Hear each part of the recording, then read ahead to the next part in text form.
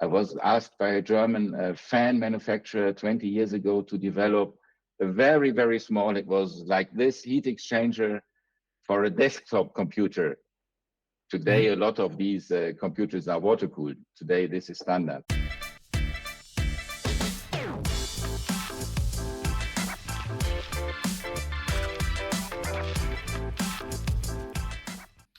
Hi, I'm Lieven, CEO at Diabatix and host of the Cooling Channel podcast. In this podcast, I interview experts and leaders in the field of thermal engineering. In today's episode, I will be talking to Albert Thomas Haugg, CEO at Hogg Group. Hogg Group is a German heat exchanger manufacturer that has been in business for more than 120 years. So with all that experience, we're putting it on the table here in this discussion. I really hope you will enjoy it. Hi Albert, welcome to the show. Welcome to the Cooling Channel. Hi, Lieven. Great pleasure to be here. Thank you for the invitation. Well, it's my pleasure. You were actually recommended by one of my previous guests, one of the previous episodes. As you will, well, I've seen maybe with the questions I shared. At the end of the session, I will also ask you who would you like me to interview for the next episode or one of the next episodes. And your name came up a few weeks ago, so it's a pleasure that you accepted the invitation, of course. But Albert, I guess not many. Well, we have been in touch already for a relatively long time, so I think that we do know each other already a bit. But for those that are fully unfamiliar with you, can you maybe just let's start with a short introduction about yourself, your background, what your current role is, and then we can take it from there. Yes, my name is Albert Thomas Haugg. I was born in the radiator industry in a family business founded in 1891. I studied in Munich at the Technical University, then in Liège in Belgium. I am Belgian, I'm German-speaking Belgian, so I wanted to continue my studies in Belgium, and finally I had my diploma degree at the University of Stuttgart. I also hold a degree in history, and I have a formation in economics. But really, I have been in the radiator industry, in the family business for a very long time. Due to internal problems, I had to leave the company, the family company, 12 years ago. I was with Parker Hannifin on the hydraulic side and they're responsible for cooling on the European level. And the last 6 years, I have been at AKG, which is one of the big radiator manufacturers in Europe, as head of new developments, responsible for all new traction drive systems, fuel cells, battery electric vehicles, but also heat pump development. And since 1st of January, the problems within the family are solved, and I'm back in the family company, very happily running this with my brother. Besides my professional activities, I have also some activities in the field of research. I'm in the advisory board of a Fraunhofer Research Institute in Germany, EMM in Mayence, which develops fuel cells. I'm in France in the Groupement pour la recherche sur les échangeurs thermiques. I'm one also of the administrateur, advisory board member, you could say as well. I'm in the Société Française de Thermique, in the Institute of Refrigerations in the UK, and I'm also in the Council for Doctoral Thesis Evaluation at the Technical University in Delft. Unfortunately, in Belgium, I have no honorary function up to now, but I tried really to make the link between research and industrial applications. That is important for me. That's why I take all these functions. And I think that is really something which is very important, and something also Diabatix does. Your company, you also try to link, or you have a strong link from university background and try to apply this in heat exchanging, and that is an important subject. Yeah, no, and exactly. We also have a very, let's say, knowledge backbone in the company, and we also try to let's say to share that. So we also give quite regularly guest lectures, speaking at conferences, etc. But you mentioned just before starting the recording that you also give guest lectures from time to time at universities. Can you maybe elaborate a little bit more on that? So why do you do that? Because I mean, speaking from experience, it takes quite some time to prepare them, and we have I myself have a good motivation to do it. But what is yours? I do this in English, in French, and in German. And my motivation is really to raise interest in thermodynamics. The subject during the university formation is very theoretical. And you have a tube-in-tube heat exchanger, you calculate something around this, and you know the three methods to transfer heat. But what this means in real industrial application is not mentioned at all. And we need some space in front of a tractor or in a computer to make the cooling happen. We need some airflow and to raise a little bit interest. And by the way, we may come later to this more in detail. For all the changes we have in the energy system, we are really an important player. We are even one of the key players to make change happen. And to show this and to raise the interest and to get attraction for our field of industry, that's why I do this. That's my motivation. Yeah, yeah. Well, sounds very good. So, and that's I guess also the motivation why you stepped into the family business. Because if I understood well, your Hogg Group has been founded by your father, wasn't it? No. It was founded in 1891 Oh, by my okay. great-grandfather. We are I was going to say probably... that's probably not your father then. No, he is quite old, but not that old. No, we are probably Europe's oldest radiator manufacturing company. We Okay, supply wow. our oldest customer, Daimler, since 1904. So that is more than 120 years. Okay, that's No, almost impressive. 120 years. Excuse me. Next year it will be 120 Yeah, years. yeah. So it's a long-standing history, and my grandfather made heat exchangers during World War II and afterwards, and my father continued the business then. Yes, so we have quite some tradition. Today we focus mainly on real high technical solutions. We don't have automotive mass production. We have higher volume production, also with external partners and also in-house. But the USP of Haugg, I think, is our unique production system. We have a lot of machines really built in-house. We produce heat exchangers different from Valeo, from Mahle, from AKG. With us, the internal element of a heat exchanger, we call it core, a copper core or an aluminum core. And if you order a copper core on any special dimension, 865 by 592 by 95 millimeter depth, Haugg can produce this core starting from tube manufacturing, fin manufacturing, assembling, brazing, leakage testing within 2 hours.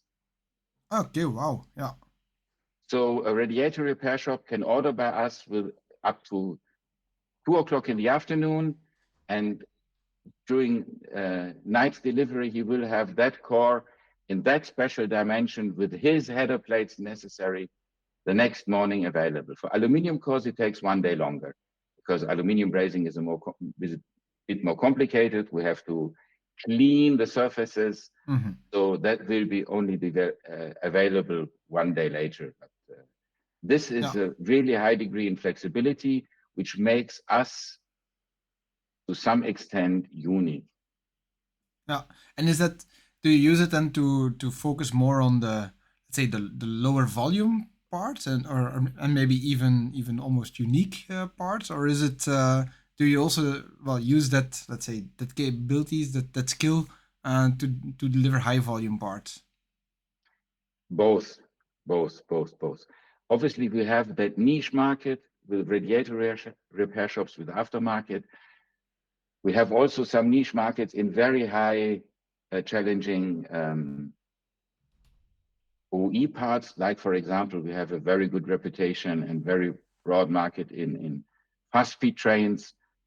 But we use that also to build A samples, B samples, C samples for higher volumes. And you know, the new know-how we have in the production process helps us a lot in automatization. So we can produce machinery and tools for 10,000, for 25,000, or even more. And the tooling, the production process will be different. But through this knowledge of the manufacturing process that we have in-house, we can manage all these automatization processes and realize them internally.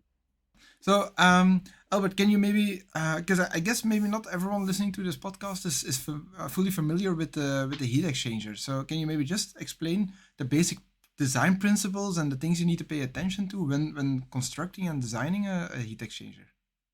Yes, I have a picture here of a very old heat exchanger from Haugg. That was for a vehicle from Benz Gaggenau. So that was before the merger of Mr. Daimler and Mr. Benz. And you see, we have on the top a sort of tank to distribute the liquid. Here it is water through different tubes. This would be the core, as I mentioned. And then at the bottom part, we have again another tank. And this tank recollects the water or oil or charger, whatever, or diesel. And important design elements are obviously the core, because within the core, we create pressure drop. So we consume energy to transfer waste energy. And obviously, the efficiency of an heat exchanger should be, especially for new applications, very high, because we don't want to consume too much energy to treat waste heat. Basically, what we do is we transfer waste heat to the ambient. And one of the philosophies from Haugg company, from our company, is really that we want to reduce the energy consumption for treating of waste heat. And we want to even go one step further. We want to try to store or reuse waste heat. For example, with an organic Rankine cycle, for example, with the heat pump. I think this is really crucial for the development of our society. Maybe later we talk about possibilities why or interest in the heat exchanger industry.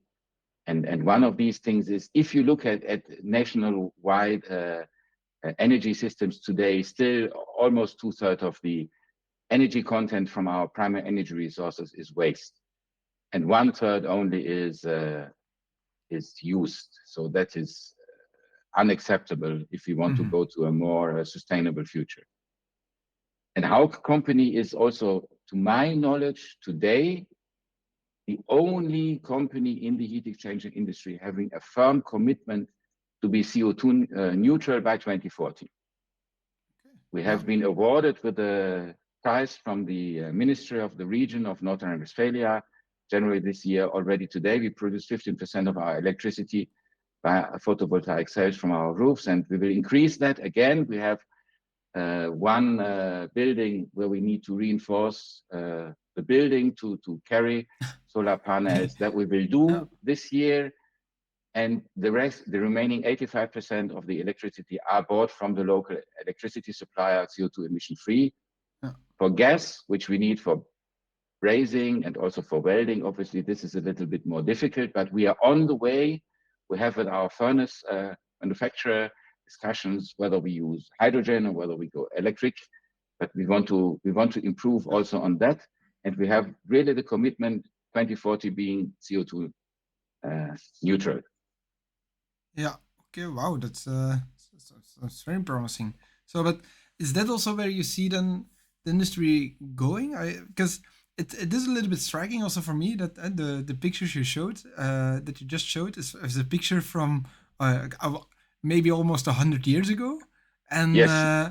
And in the end the heat exchanger, if you would say okay, it's a heat exchanger that is used today, you might even be able to convince me, because from layout it looks almost identical. I mean, not much. It doesn't seem to be very that there was a lot of change to the basic design. To the basic design, not, but internally, yes. If we would have more time, I could show you some of our most recent developments.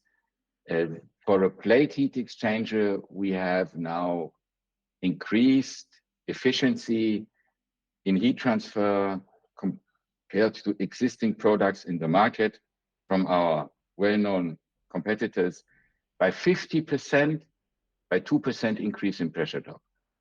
So almost for free, we increased 50%. So internally, developing new turbulators, developing new air fins, developing new arrangements of turbulators to fins, there has been really significant Okay. So progress. the real innovation is really it's really hidden from the outside, Yes, but yes. it is there. And not to definitely. see from you can't see it. You can't see it as not expert really in developing radiators.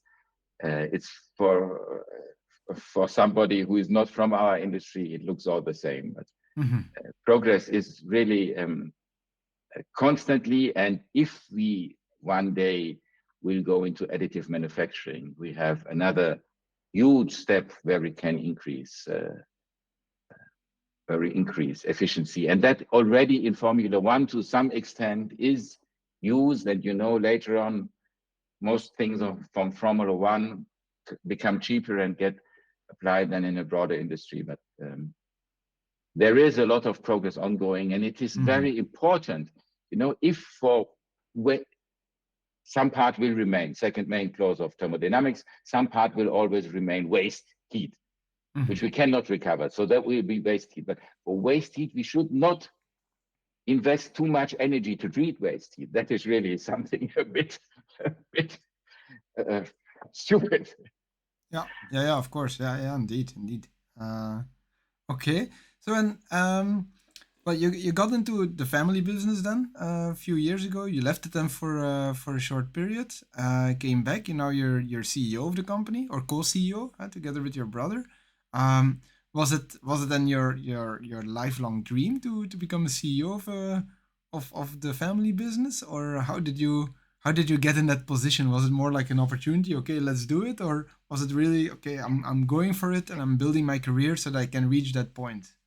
No, if you are born in a family of company owners, the oldest son takes over the responsibility. It was written in There the are stars. photos when I was 2 years old or 3 years old. I was sitting on my father's chair in his office. The photo was not taken by myself, and I did not take place on that seat because I wanted to. That was so. That is an expectation in the family business, that one day you take over and run the business. And luckily, I really got enthusiastic about heat exchangers. I found good solutions. Maybe my degree in history and history of arts helped me to have a certain creativity and curiosity also. And one of the tasks from Haugg is really, if problems are severe, then big companies, they come to us and ask me, Mr. Haugg, your competitors tell us there is no solution, they can't do it. Is there not a way? Can't you find a way out of this and arrange things for us? And I tried this in the past and was quite successful in that. Yeah. Okay. So and what? Okay. Yeah. I mean, you basically grew up then in the thermal engineering context. But is there something that then over the years that surprised you when Yes. working in it? Yes. Normally, if you think about a radiator, you think about a car. The huge variety of applications that we have. I was asked by a German fan manufacturer 20 years ago to develop a very, very small, it was like this, heat exchanger for a desktop computer. Today, a lot of these computers are water cooled. Today, this is standard. But Mhm. I could develop this. Afterwards, the production was in China because it was millions, but and that was clear from the beginning. And they informed me, I just do Yeah, the yeah, yeah. development, and I was very interested. But the large variety from airplanes to AC systems, climatization, industrial processes, chemical processes with huge heat exchangers, which we cannot produce, but still there are heat exchangers. That is really something is absolutely fascinating. But if we think about the second main clause, yes, we have waste heat everywhere. So every process in industry, Mhm. press brakes, laser cutting machines, they need thermal components. They need cooling, and this is really something which fascinated me. And we do, for example, these high-speed train applications. We did the cooling system for the TGV that won the world record, 576 kilometers. We supply to the TGV that will be installed in Morocco. We supply to ICE and the first high-speed trains to China. We found a joint venture there. So these applications regionally and technically, they are so huge and there are so many factors that really surprised me, yes, to a very large extent. I was not expecting to be in so many segments of the industry of Yeah. views. Yeah, well, yeah, I can definitely relate to that feeling. So and do you see, because you have been in the business and for let's say quite a few years, huh? Some um, decades, yes. as- and have you seen it then also becoming, let's say, increasingly more important, the thermal management, or Yes. has it been on the same level over the past No, years, or? no, no. To make the developments our planet needs, we need thermal engineering. I want to mention 5 points. We have still population growth, significant population growth. The United Nations, they foresee 10 billion by 2100, 10 billion people. We have to feed them. That goes together with investing in mechanization of agriculture. We have to really improve the agriculture productivity, and that is possible with modern methods, with modern machines, tractors, harvester machines. That is one field where Haugg is very active and where we try to increase productivity to feed the planet. Second thing is what is can we see in India and China and South America, global prosperity growth. People need refrigerators to store food. They want to drive their cars. They want to increase mobility. They want to increase also their lifestyle, climatization in-house. And all this needs heat exchangers. All these, there is no refrigerator without heat exchanger. That does not exist. So also for this, we need heat exchangers. Then we have the great objective from the Paris Agreement, emission reduction, CO2 free. Mhm. All alternative solutions, fuel cells, battery electric vehicles, biofuels, synthetic fuels, they all need heat exchangers. And if we come to higher forms of energy like electricity and hydrogen and synthetic fuels, and we use they are more expensive to produce. And if we want to use these, efficiency gets more important. And also then efficiency of the heat exchangers themselves. So there is a huge business. And the last thing, one of the most important things, digitalization. What does a data center do? Mainly it produces heat.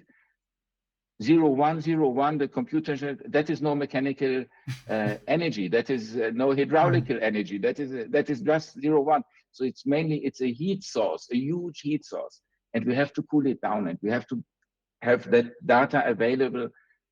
And it can only be done through thermal engineering, through our industry. And so I see, and that is also how I want to motivate young engineers to get in our field, because here with us, you can change the world, or you can make that change happen. You can contribute to it.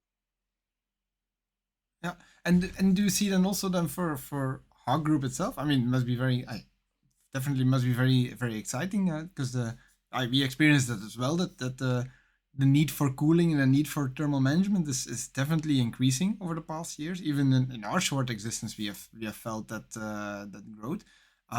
So where do you see it then going for Hogg Group the next 5 or 10 years? Do you plan a bigger expansion there, or do you want to be that Yes. the same player as what you are now? No, we have already this year a significant double-digit increase in turnover, and that will continue according to our business plan. We have so many new fields also where we develop into. Yes, the complete heat exchanger industry will grow, and we will grow minimum to the same extent. Yeah. Okay. And Well, one yeah, that's very simple sample, if you combustion engine motor, water has 110 degrees. So you change 110 degrees to 45 degrees ambient, you have 65 degrees, no, even 70 degrees delta T. indeed. Yeah. Now you change from a fuel cell, so that is 65 degrees outlet temperature. 65 to 45, that is 20 degrees delta T. So the heat exchanger is 3 times larger. That makes 3 times more turnover without doing anything. Now you have to increase the efficiency of the fuel cell heat exchanger, that it becomes smaller, because otherwise You need to have a we truck would enlarge the to front drive end 5 of the people. car. Yeah. Yeah. I had and I never I didn't realize it, but indeed, yeah. So for the heat exchangers, it's almost a natural growth indeed with the switch to even to electrical cars. I guess you have the same Yes. same thing there because they also operate at a much lower temperature. We have normally in a diesel car you have a water radiator, you have a charger cooler, and maybe you have an oil cooler if it is a very sporty car. That's it. And then you have the AC Mhm. system. But these are the 3 heat exchangers for the drive system. Now we have an RFQ here from a hyper sports car, hybrid car, 12 heat exchangers for the traction drive. 12. Okay. Yeah. From 3 to 12. So they may be smaller, but there is a low temperature water circuit, a mid temperature water circuit, and a high temperature water circuit. Yeah. 3 water Okay. circuits. Okay. Okay.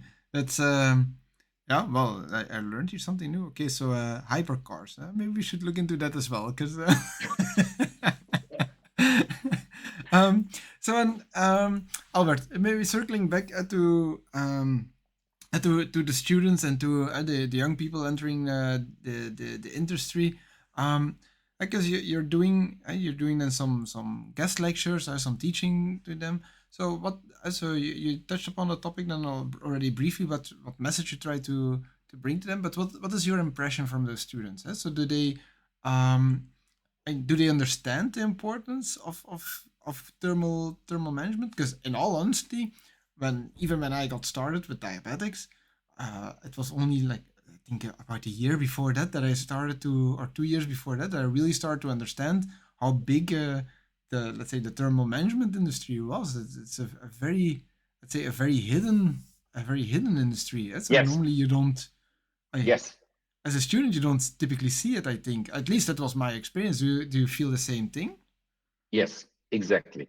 As I mentioned formerly, unfortunately, the thermodynamics lectures we have at universities, and that is the case for the UK, for France, for Belgium, for Germany, is very, very theoretical. If we have other lectures, automotive sciences, railway sciences, they always show a train or they show some applications. With us, we have this tube and tube system, which nobody uses. So our thermodynamics 1 and 2 lessons are really too theoretical. And raising interest. I bring products then always with me. I bring some products, some heat exchangers. I show samples to the students. And then I hope, and no, I'm even convinced that I can raise some interest on the questions we have to solve, and we have to raise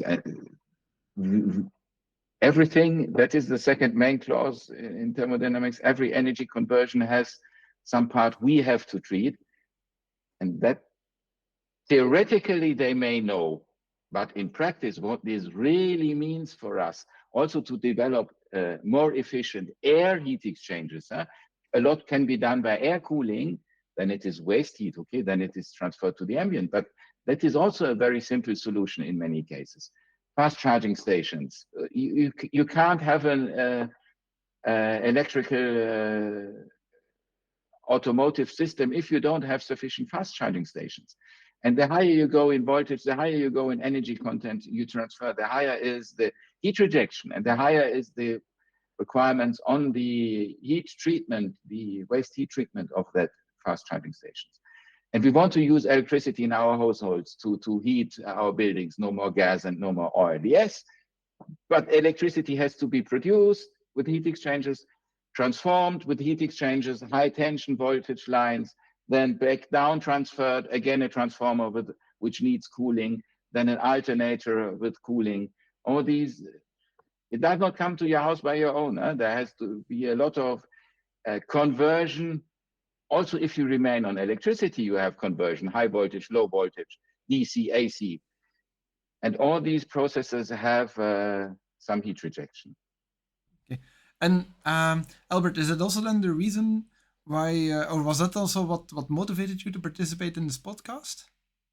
Yes, exactly. That was it. I think we have to raise interest on our questions. We have to motivate young people, but also older people, to look at our industry. And if we want to change the world, if we want to make it more sustainable, we need engineers in thermal management in our industry to make all these changes happen. That is really crucial. And it's a field, as we've said already, that in universities, unfortunately, is not related to applications as it should be. But there is a huge variety of applications with any energy conversion. We have to treat some thermal heat. Yeah. Well, I couldn't agree more. Well, of course, that's also one of the reasons I started this podcast, so Yes. to raise that awareness. And started Diabatix. Yeah, that as well. Your company as well. Yeah, of course. Helping to solve problems in the industry. Yeah. You are one of the persons that is in that industry that is trying to find solutions. We have to industrialize them afterwards. Yes, but you are also in the development phase, one of the companies really that is contributing to that change. Yeah, well, thanks. That's we're trying. We're trying our best. So, all right, Albert. That brings me almost to the end of the podcast. We have still one small part left. That's what I call the Shockwave round, to stay in the thermodynamics field. So, just a few very short questions for you, which you just need to answer as short as possible.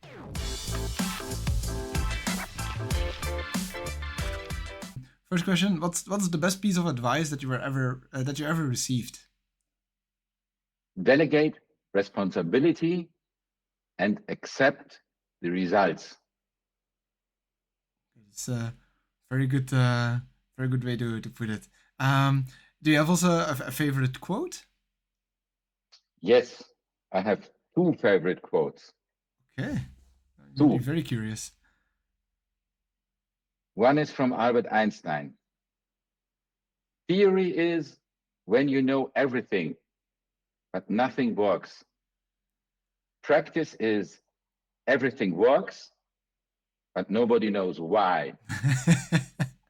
And then he mentioned his laboratory, but we could say in general here, theory and practice are combined. Nothing works, and no one knows why. And I have a second quote from an Austrian writer, Ernest Festel, which I love, and which may be true for your industry, for the informatic as well.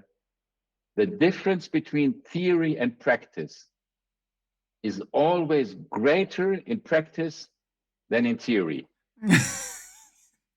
If you think about it, there is so much truth in that, huh?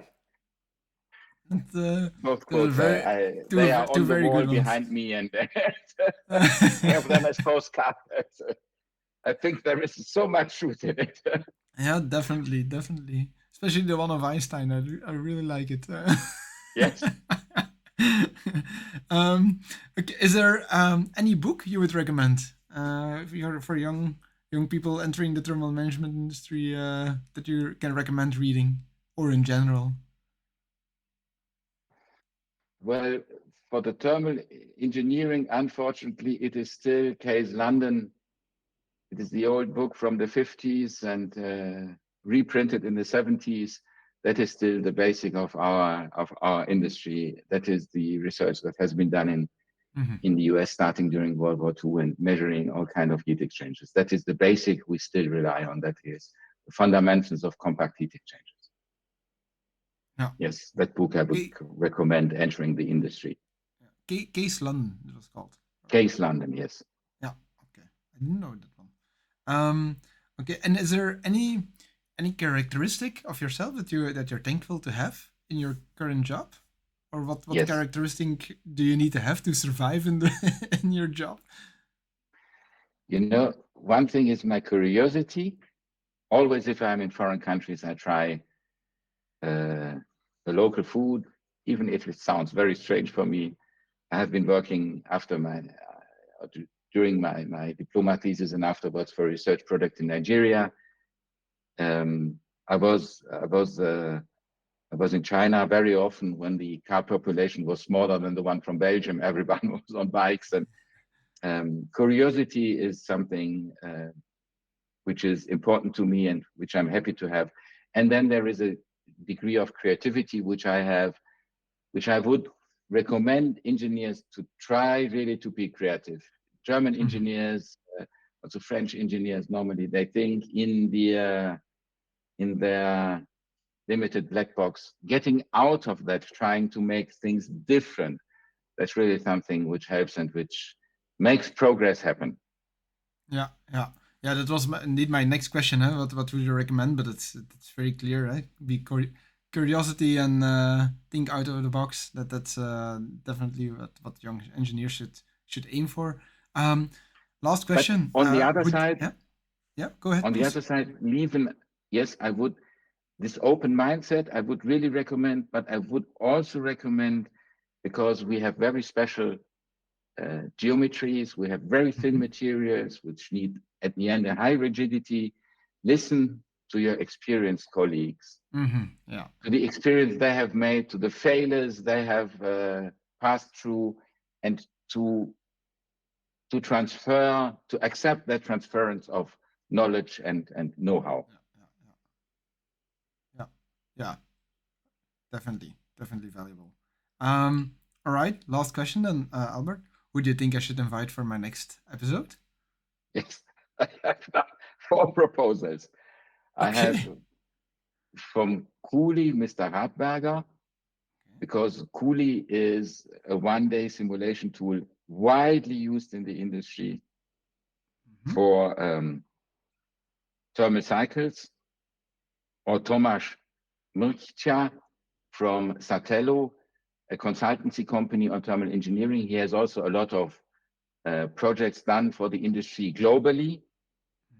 Or 2 of my colleagues, if you want to go overseas, it would be Matt Rankin from AKG of America, a very experienced person in new technologies and new developments. Or my colleague, a very young guy in our industry that could be interesting as well, Tom Hackenbeck from AKG Germany, who was one of my colleagues at AKG, and really clever guy, very interested in new developments and part of the NPI team, new product introduction team at AKG. All right. Well, thanks for the suggestions. I'll try and see if I can make it happen. So Albert, that brings me unfortunately to the end of this episode. I would really like to thank you for your time and for your enthusiastic participation. It was absolutely a pleasure talking to you and exchanging thoughts. So thanks a lot. Best of luck in all the future, and I'm really curious to see if you will meet the goal in 2040 to make Hogg Group fully CO2 neutral. So yes, let's go for that. Thank you very much. Lieven, great pleasure to participate, and greetings to all the podcast members. And please share this podcast with your colleagues, and it is in the interest of us all, but it is also in the interest of humanity that we solve thermal problems in a more efficient way. Yeah. Well, with that thought, let's we can end it here. And thank you, and see you soon. Goodbye. Bye. I hope you enjoyed this episode. If you want to hear more, don't forget to subscribe, and see you next time.